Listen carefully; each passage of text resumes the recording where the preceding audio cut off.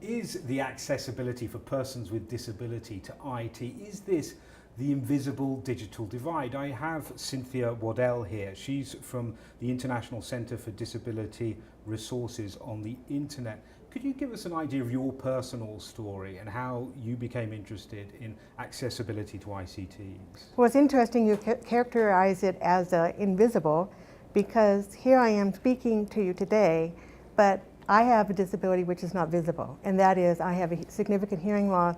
I wear 2 hearing aids. I had 18 years of speech and lip reading lessons, and I've had to rely on technology as it has improved through the years so that I can have full participation in society and in my work. I imagine it's revolutionized the lives of many people with disabilities. It really has, and I think if you pick all the technologies out there that have emerged in the last decade, we'll just say decade, things have moved very quickly, I would point to the internet and what it has done in opening doors to places that persons with disabilities, whether they have a hearing or a visual or mobility disability, can go where they couldn't go before. Now, things are not perfect. What could you just outline very briefly what are the main areas of concern for you in terms of access for persons with disabilities to ICTs? Accessible design is one of the most important critical issues today, and in fact the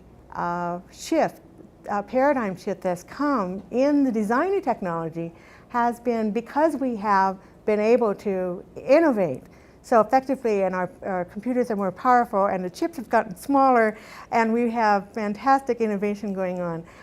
We are now mainstreaming into the mainstream technology features that previously were restricted, we would say, to what we call assistive computer technology for persons with disabilities.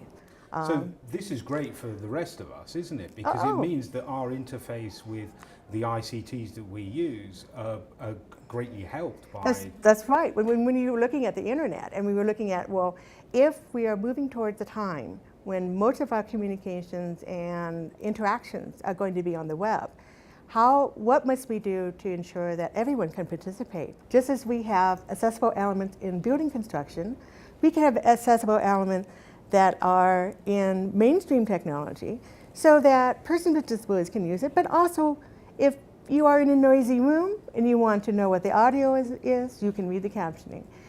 If your hands are busy and you cannot access the keyboard, you want to be able to have voice input. There are many very practical reasons for having accessible design that have really nothing to do with whether you have a disability or not.